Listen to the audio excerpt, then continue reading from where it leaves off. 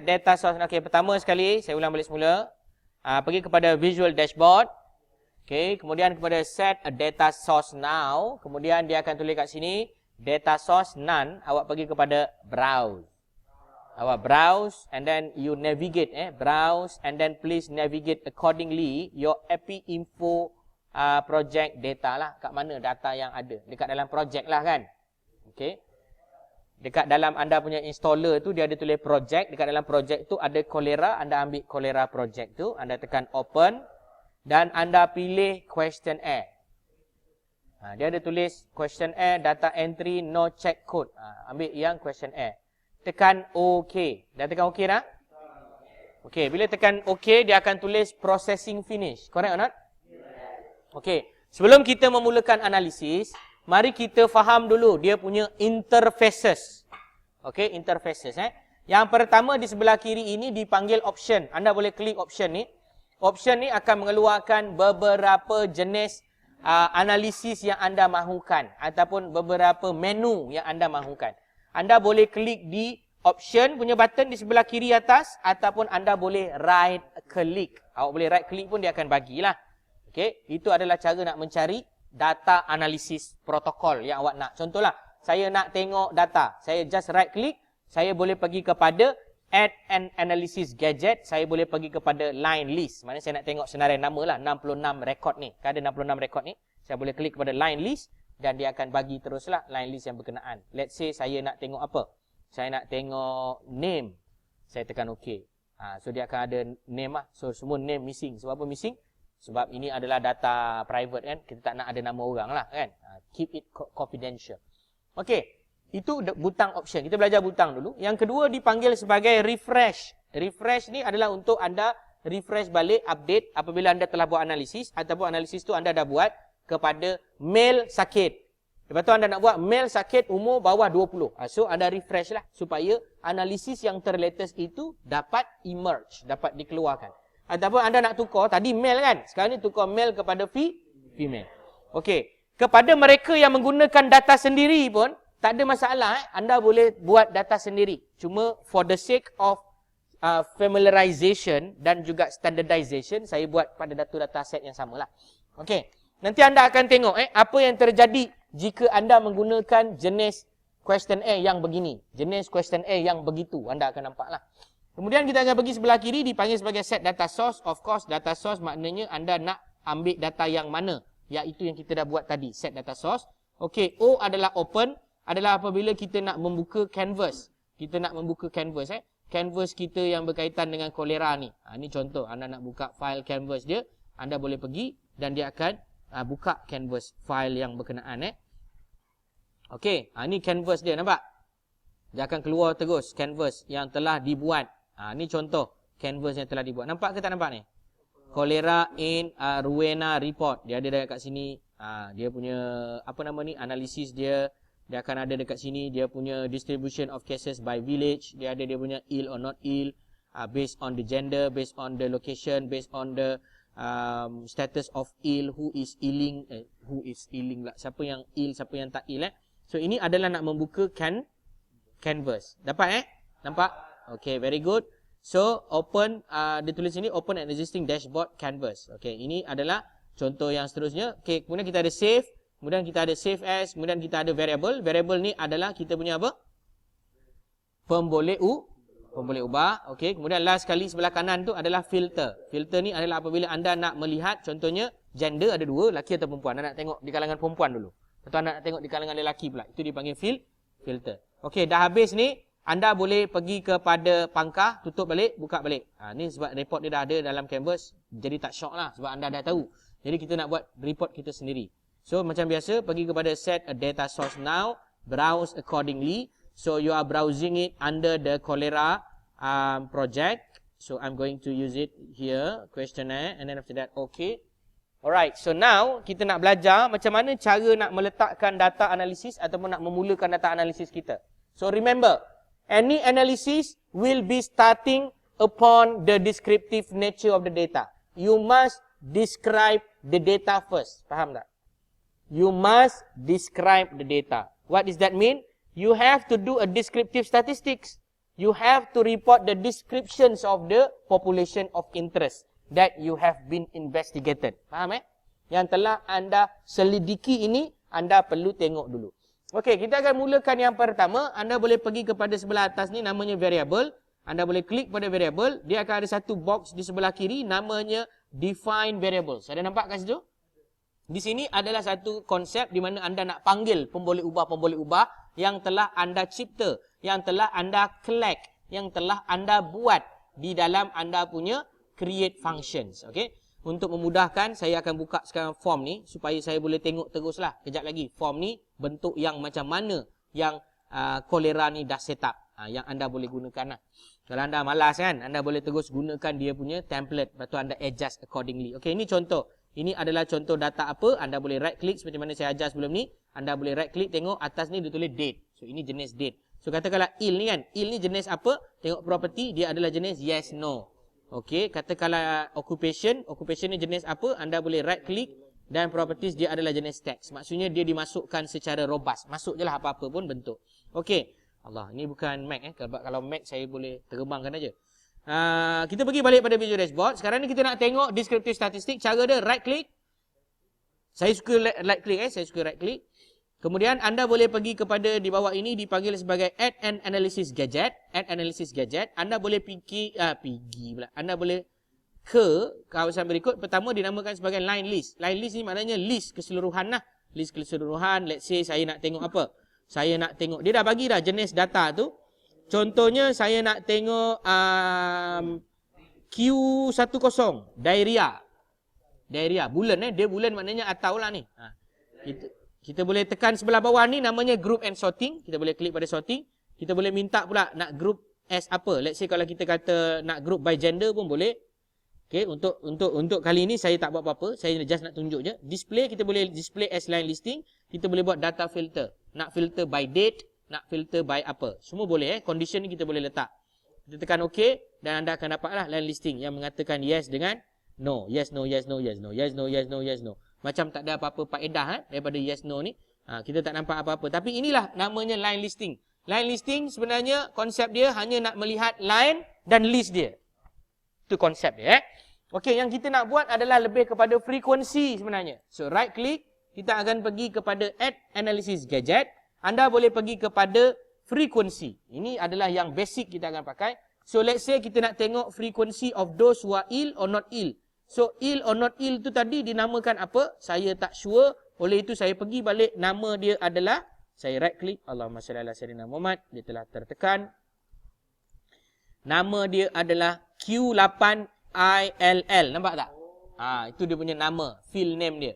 Dia telah direngkaskan. So saya carilah Q8ILL. Ada tak Q8ILL? Ni Q8ILL ni adalah dia punya ill.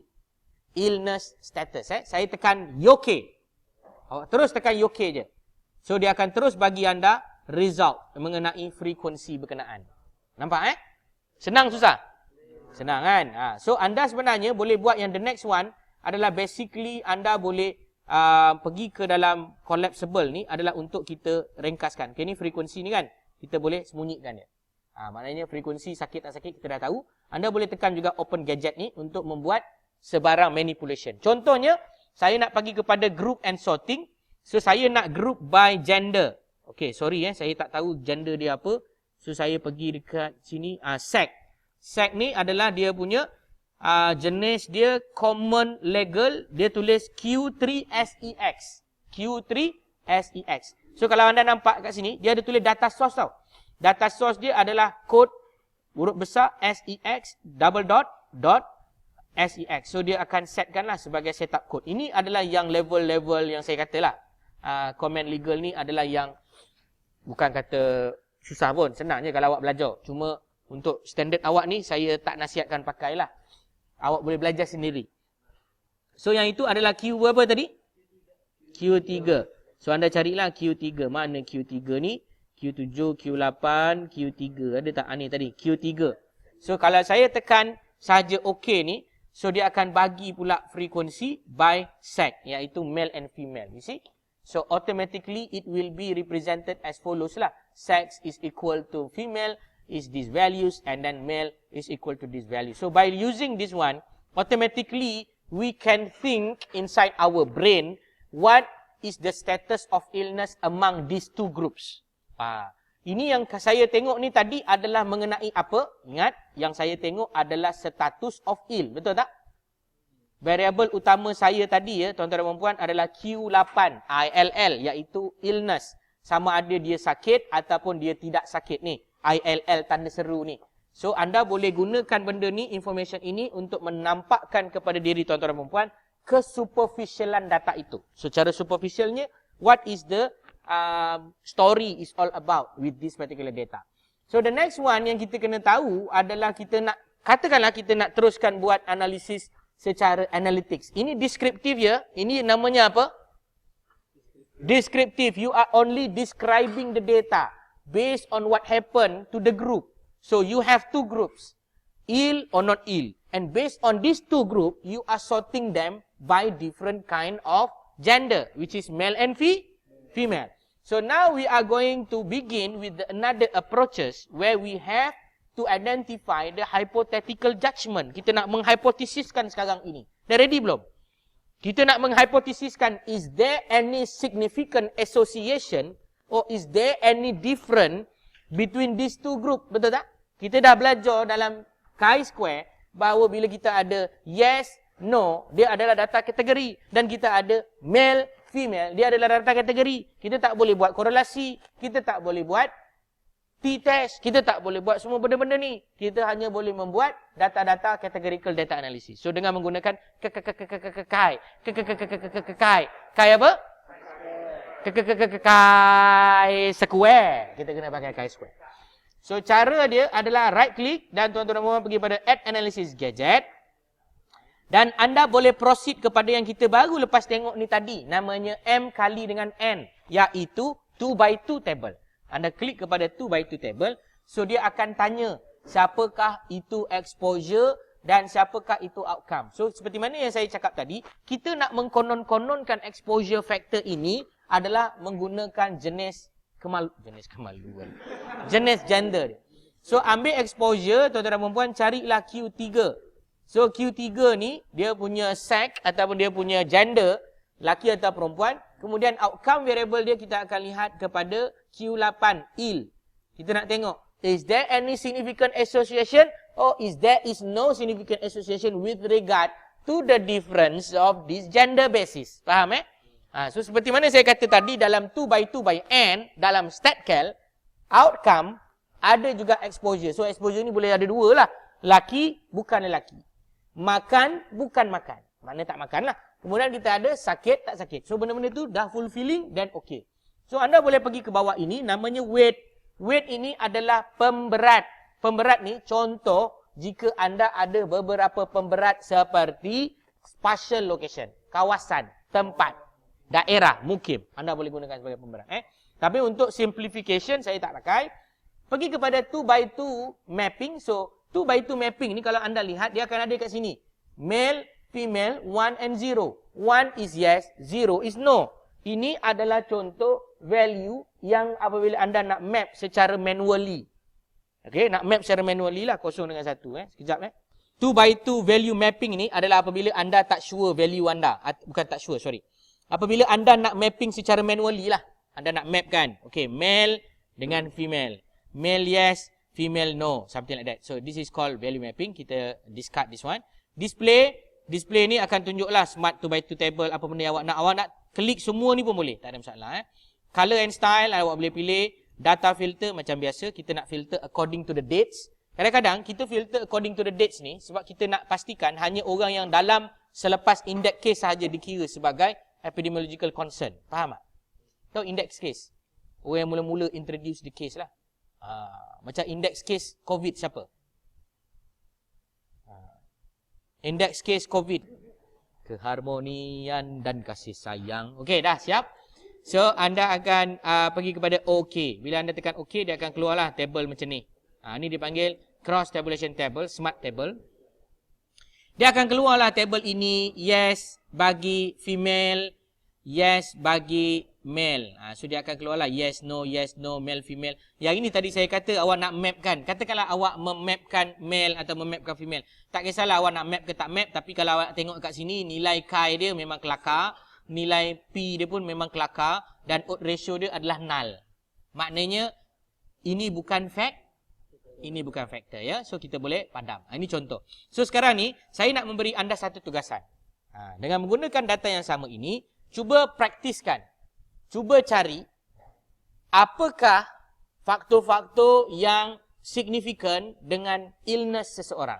Saya bagi masa lebih kurang 5 minit saja sebab benda tu semua dah ada, anda boleh tengok. So dengan cara macam mana? Okey, saya tunjukkan demo Cara dia pertama anda mesti tahulah dia punya jenis data dia. So jenis data ni anda nak kena tahu dekat dalam create form lah. Anda tengok dalam create form, maka anda akan tahulah apakah dia punya jenis data. Tapi saya cadang awak boleh pakai yang paling senang adalah menggunakan create form ni. Anda boleh terus tengok dekat dalam dia punya page ni lah. Contoh, ini kita punya DV kan, illness. Kemudian kita ada risk factor. Di belakang ni dia dah bagi risk factor kan. So anda boleh cuba risk factor yang ini.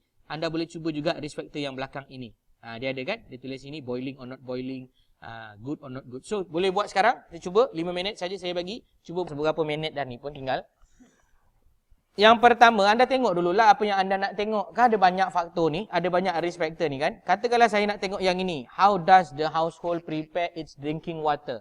Let's say this is one of the risk factor that I'm going to investigate according to the different type of status.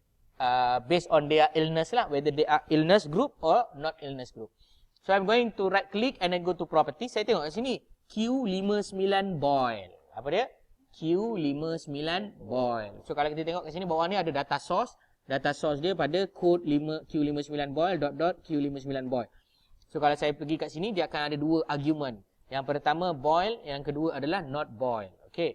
So itu adalah kita nak tahu je dia boil atau not boil. So saya akan pergi kepada add analysis gadget. Saya akan pergi kepada 2x2 table. Saya akan ambil exposure. So exposure sekarang ni adalah lebih kepada boil.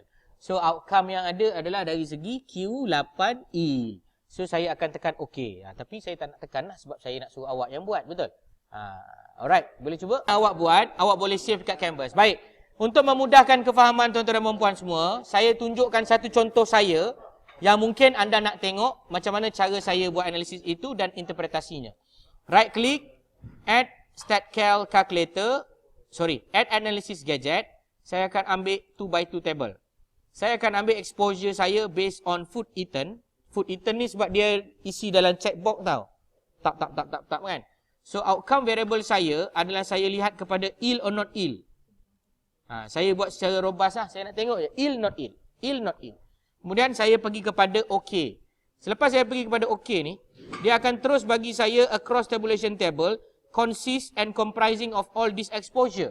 Based on the outcome, based on the risk ratio, risk lower, risk upper, ini adalah 95% CI lah. Lower bounds, upper bounds, odd ratio, odds lower dengan odds upper. Ini semua adalah tujuan untuk membuat anggaran. Okey, so apa yang pentingnya dekat sini sebenarnya, tuan-tuan dan puan boleh nampak dah. Apakah yang berlaku kepada jenis-jenis penyakit dan juga statusnya in terms of the odds. Betul tak? So kalau tengok kat sini, kita akan tengok odd ratio yang besar lah. Contoh macam ni kan. Nampak ni, 2.6 sugar. Tapi it's not necessarily dia significant. So that's why kita boleh klik dan kita boleh nampak kat bawah ni. Q52 sugar, kita boleh tengok nilai dia. Nampak tak significant Tak significant. Sebab nilai dia adalah 0.07. Tidak kurang daripada alpha kita. So, it is a possible risk, but it is not a statistically significant lah. Even kalau kita tengok kepada nilai RR pun 1.6, lower dengan apa dia pun, dia tidak lebih 1. Dia masih berada dalam 0.91. Kalau dia berada pada 0.99, menghampiri 1, so we might want to consider to investigate more about that. Okay, contoh ni apa? Mato ni. Mato ni saya tak tahu apa ni. Mungkin tomato ke apa benda. So, ada banyak lah kat sini. Allahumma salli ala Muhammad. So kat sini contoh saya ambil apa yang dipanggil sebagai man. Man ni mungkin apa? Mandalay ke apa benda ni. Tengoklah. Almond tak kisahlah. Anda boleh tengok. So yang kat sini sebenarnya nak membantu tuan-tuan dan puan untuk melihat dalam banyak-banyak penyakit ni, adalah banyak-banyak bahan makanan yang dimakan, yang dilaporkan, makanan mana yang mempunyai kadar serangan yang tinggi. Itu sebab anda ada kat situ outcome rate exposure, outcome rate no expose. So kat sini akan cerita pasal food attack rate. Sebenarnya food attack rate. Kadar pengambilan yang mana paling tinggi, yang mana paling tak tinggi. Dan yang ini pun kalau anda perasan, saya tak filter lagi. Saya boleh tambah filter. Saya boleh tambah filter. Ya, saya boleh tambah filter. Katakan dekat sini saya nak tambah filter yang berkaitan dengan lelaki, macam kata kan. So saya boleh bagi kepada QS sex tadilah. Q3 sex, okey. Allah, error dia jadi error. Sebab ada banyak sangat argument tengah datang, so dia catch error and then dia error. So itulah cerita dia. Bila error, itulah cerita dia je lah kan. Cerita apa lagi? Dia dah error juga kan. Okay, never mind. So apa juga yang saya nak cerita kepada tuan-tuan dan puan-puan sekalian adalah itu cara penggunaan apa yang dipanggil sebagai EpiInfo. So minggu depan insyaAllah pada hari Senin saya akan ceritakan apa itu penggunaan SPSS lah bagi kamu punya data. Supaya kamu dapat sedikit pencerahan lah macam mana cara nak analyze data. Okay, mungkin anda tertanya-tanya. So kesimpulan dia, apa yang data ni saya nak analyze? So tadi saya dah tunjuk ada satu contoh canvas daripada projek kolera. Basically itulah yang awak perlu analyze. Awak perlu letakkan descriptive statistik. Kemudian awak boleh letakkan awak punya status of 2x2 table. Yang saya pentingkan dalam EpiInfo untuk level anda adalah 2x2 table. Anda dah faham 2x2 table, cantik. Anda nak buat benda-benda lain, tak ada masalah. Itu semua additional sahaja. Okey, hari Senin insyaAllah bila diberi kesempatan kita akan belajar penggunaan SPSS bersedia dengan data masing-masing. Saya juga akan cek anda punya EpiInfo. So EpiInfo anda akan dihantar sekurang-kurangnya paling lewat next week. Bila tarikh nanti saya akan bagi tahu lah. EpiInfo dulu hantar, lepas tu hantar yang Google Form juga. So untuk Google Form kita akan belajar macam mana nak ubah dia menjadi data yang boleh dianalisis secara mudah menggunakan SPSS. So siapa yang tak dapat install SPSS, cuba dapatkan yang trial version. Siapa yang dah install, boleh install lagi satu namanya Jamovi. Saya dah ingatkan ni, jangan lupa untuk install. Bagi tahu dengan grup lagi satu jugalah. Let's say awak satu roommate ke, bagi tahu mereka untuk install juga.